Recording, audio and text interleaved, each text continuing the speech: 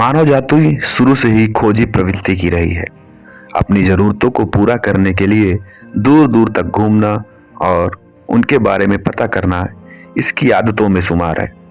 शुरुआत में मानव अपने जीवन यापन के लिए रहने और खाने के ठिकानों को ढूंढता था, लेकिन जैसे जैसे खाने और रहने की समस्या का समाधान हो गया, मानव जाति ने देश दुनिया की खोज जारी कर दी।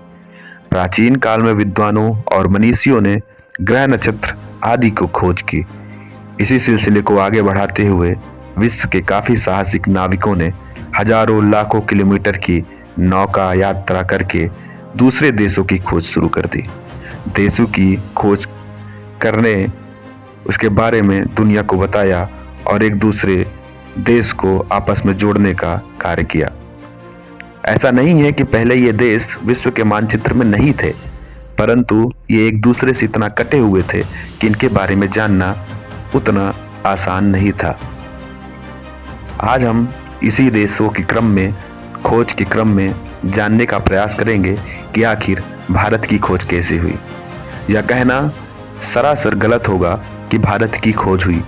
भारत प्राचीन काल से ही अपने स्थिति पे विद्यमान है, बल्कि ये कहना ज़्यादा सही होगा कि 1450 के आसपास जब कुस्तुनतुनिया का पतन हो जाता है, अरब आक्रमण हो जाता है, तो उसके बाद यूरोप का और भारत का जो महाद्वीपीय मार्ग है वो ब्लॉक हो जाता है, बंद हो जाता है, जिसके बाद नए मार्गों की ज़रूरत थी जो भारत को यूरोप से जोड़ सके।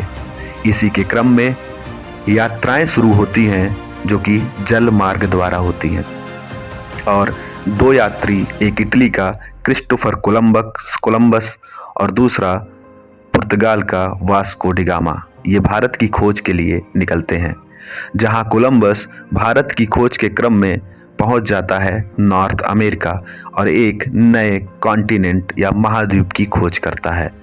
वहीं वास्को डी गामा मई 1498 में जब निकलता है तो दक्षिण अफ्रीका के केप ऑफ गुड होप से होता हुआ सीधा आता है भारत के कालीकट बंदरगाह पर।